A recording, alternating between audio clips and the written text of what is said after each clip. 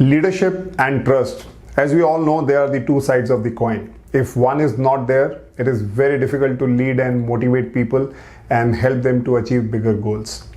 Well friends, my name is Arun Thukral. I am a life and a leadership coach, and I hope you have already watched my previous video about leadership and trust, in which I highlighted about that what it takes to be a trustworthy leader.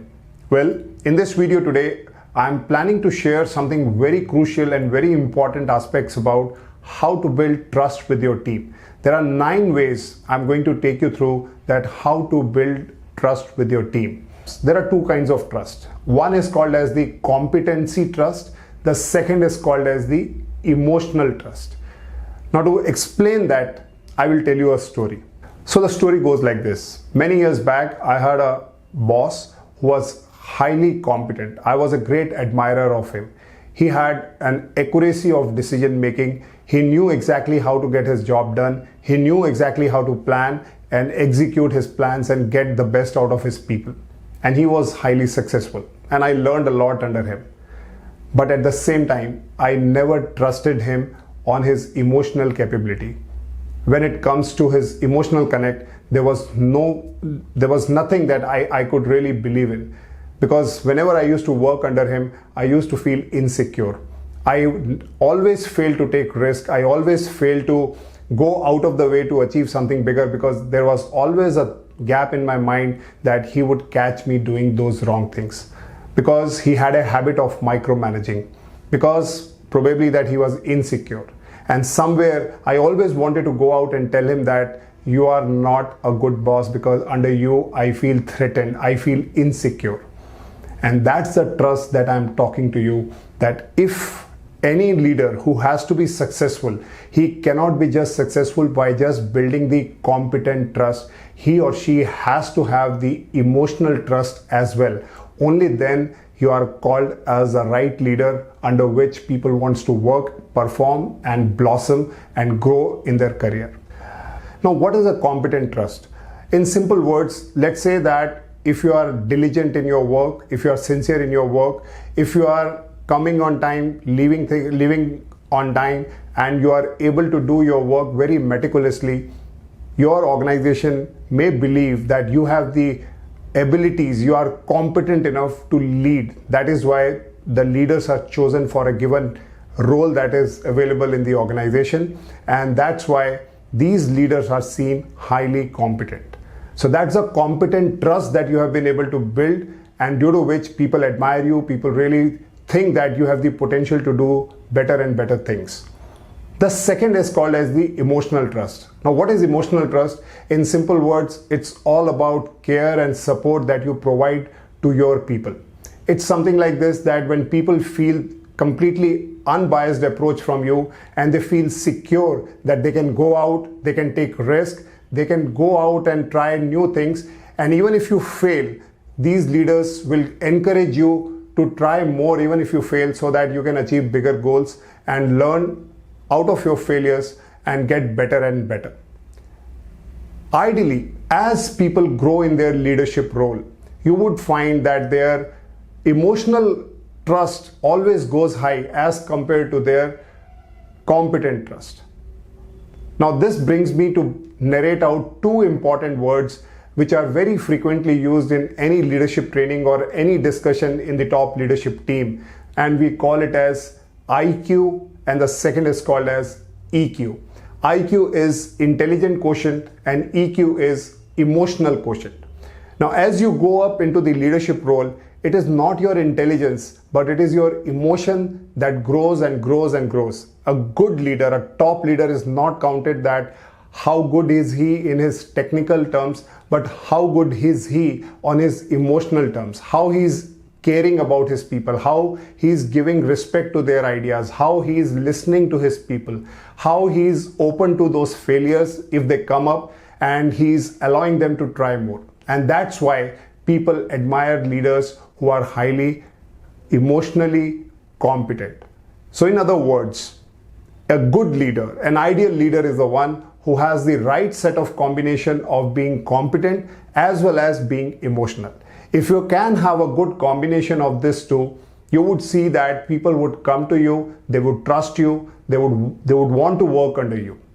Now, there was a Harvard study that was done to understand this, that if suppose somebody is highly competent but he is emotionally low, or somebody is emotionally high or emotional quotient is high while the competent or the intelligence quotient is low, how the people will behave? Well, the simplest answer that came out is, even if you have a higher emotional quotient and you are less competent, even then people would love to work with you. But if it is vice versa, that you're competent or your IQ, intelligent quotient is higher, then people would leave you and they do not want to work under you. So ideally, a good combination of being competent and being emotionally balanced is the point that can help you to become an excellent leader. So as I said, a lot of people are highly competent in their role. That's why they get the roles of leadership. But when it comes to becoming emotionally connected with their people, a lot of people fail. And that's where I'm going to tell you the 9 ways that how you can become emotionally competent in the role that you are doing, so that people can trust your leadership capabilities. Number 1 is be honest and supportive. In very simple words, it's called as empathy. Particularly when you are giving feedback to your teammate, you need to tell the truth. You need to really tell that what they are not good at. But at the same time, you also have to support them. You also have to help them, that how you are standing behind them to help them to do better in their work, and how you are here to help them to build those competencies that they can do better. Though it's difficult, but you have to go into that way. On one hand, you have to tell the truth, what are the areas they need to work on, and on the other hand, you also have to support them. But leaders who do not have empathy and they just give blunt feedbacks that you are not good at something, you cannot do anything, this is where people get pissed off and that emotional connect widens up. People do not connect with you and they do not want to work with you. Number 2 point is transparency. Transparency opens the door for conversations, respect, and collaborations. High trustworthy leaders, you would find them, they are highly consistent in their communication. They will tell their people appropriately, timely, and very often what exactly they want their people should know. They would never hide that information. And once that happens, that communication, that regular communication keeps coming from them, it opens the door for a lot of discussion. People feel more friendly that your manager or your leader is open and he can share anything out of it. So people feel more open to talk to such people. And that's where your emotional bonding gets better as you become more transparent in your conversations, in your communications. The third way to build trust with your people is be quiet sometimes. Well, it's very important that you should not be the one who is always talking. When you are quiet, it simply means that you are listening. And when you are listening with empathy, you are understanding the feelings of your people. You are listening to them in terms of what problems they are going through. Because half of the problems that people come up with gets over only by mere listening. Unfortunately, a lot of leaders have a habit of only talking and telling, and that's where they do not give any space to their people. But build the habit of actively listening, absorbing, because when you will listen and absorb their feelings, they will find that there is someone sitting out there to listen to them up. And that listening gives them the confidence that they can see a soundboard in you, that they can come out and speak anything that they want to vent out. Sometimes even this is very important to connect with your people. So be an active listener by keeping quiet, but sometimes. The fourth point is be consistent. In very simple words, it's like walk the talk. You cannot just say something and you cannot do it. Will really mismatch your actions and the words that you use. People watch everything and people watch it for a longer period of time. So which means whatever you say, you need to be consistent. You need to be a man of your commitment. And that's what builds trust. Even if somebody has worked with you initially and has been out of touch for quite some time, but if they are observing you from a distance, they would always appreciate that he's a man of his word. And that's where the trust starts building up. Because you need to first keep it in mind that you are not in a short-term game and leadership, you're in a long-term game, and people do come back to you when they admire you. And they will admire you when you do your walk the talk, when you meet your commitment. Think about. The fifth point is model the behavior you seek. I want you to think about an organization that you are currently working. Now imagine, what do you do every day? You do what you see, what your leaders are telling you. You take actions based on what you all have decided as a leadership team together to execute. But what happens when you see that there is no consistency in the behavior of what people say in the boardroom and when it comes to the real situation on the field? So let's say, for example, your top head tells that, we need to develop teamwork in the office, or we have to build teamwork and we have to work together towards a particular goal or a project that you have. And he doesn't turn up when the situation is tough, or he just walks out of office at 5 o'clock, but he expects everyone to work till 9 or 10 p.m. What happens at that time? You lose trust. But look at it the other way around. If your top head is shoulder to shoulder in doing that work that they have decided together, even if it is late night, even if he is ready to get his hand dirty, even if it is more than what is required and he gives, it inspires a lot of people. I'm sure you would have certain leaders in your lifetime that you really look up to. When situations were tough, what they said, they did. So seek a behavior that you want people to do. First, you should start doing it and lead by example. The sixth point is build in accountability. Now imagine you and your other leaders in the organization, when they take accountability of failures as well as success, it brings credibility in your leadership. A lot of time I have seen that when it comes to success, some leaders, they go out and stand to their top management and take the entire credit. And when it comes to failure, they blame it on their teammates. And eventually everyone comes to know about this.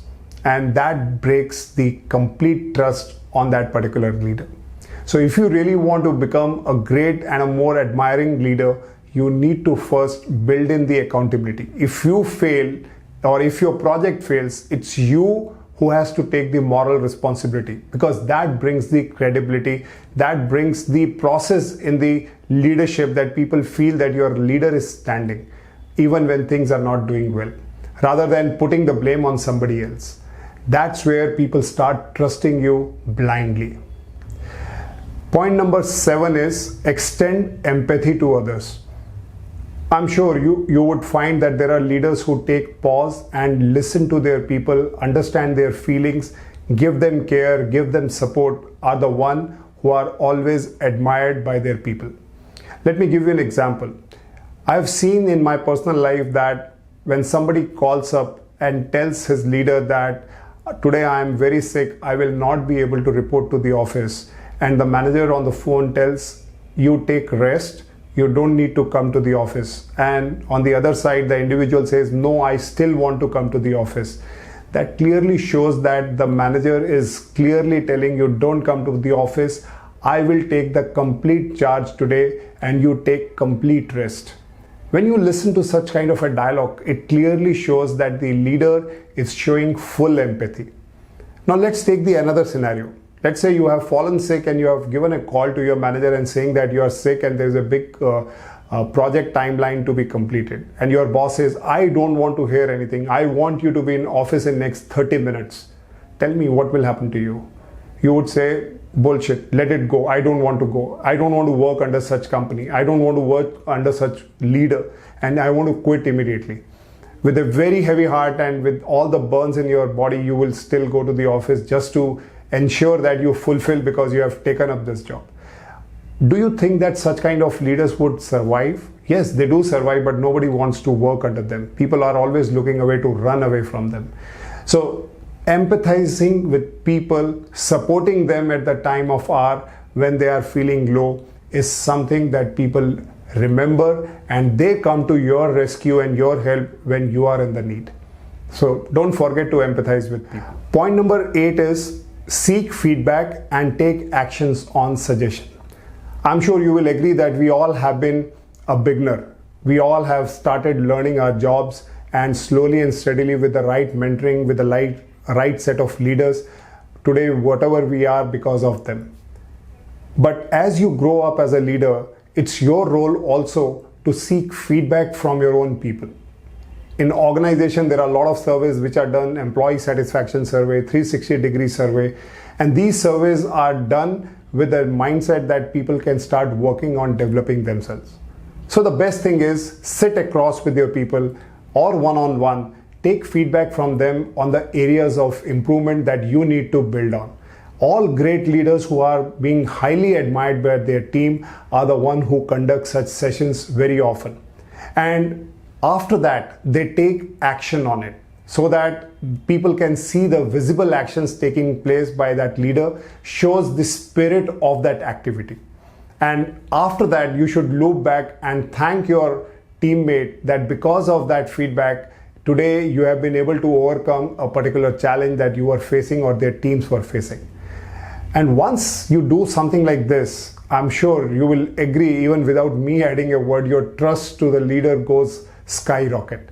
There's no limit to it when people really feel engaged and they want to work for you 24/7. And finally, we come to point number 9, and that is demonstrate appreciation. I'm sure you will agree that in every work situation, people work very hard, they achieve results, and that's how you become successful as their leader. But just by saying thank you or great job done will not suffice. You really need to look deeper into that, how you can recommend your people for special appreciation, special awards, or get-togethers to encourage them and celebrate their success along with you. The more you do it, you will see that people have a lot of camaraderie, lot of trust between their teammates, and also they work towards the total goal of the organization. I have seen a lot of leaders, in spite of all the hard works, they just say, it's simply your job. I can't, think of recommending you for a promotion or something. Look at their motivation, where it is going, because this person is eventually working for you day in and day out. No matter he has signed an agreement with the organization that he's an employee, but you being his or her leader, is your duty to see that how your people dreams are getting fulfilled, how they stay motivated, how they stay engaged. And that is only possible when you demonstrate appreciation in real terms. I've seen leaders fighting with their superiors to see that their people's name in the list of the winning award list, so that they get appreciation, so you get appreciation. So think about it, that if you can do something like this, it will increase and boost a lot of trust with your teammates. Well, friends, I think I just narrated some very important points today on how to build that emotional connect and emotional trust with your team by these 9 points. And I'm sure there are many more things that are happening at the moment as you are currently working. But practicing these things can help you to improvise on your EQ. As I said, as you go up on the ladder of leadership, it is your EQ that matters most than compared to your IQ. So right now, if you are a beginner, it must be like this: your IQ is here and your EQ is here. But as you will grow up, your EQ will be evaluated more, how you deal with people, how you make them feel, how you allow them to make mistakes, how you encourage them to take failures, and you help them to be a winner.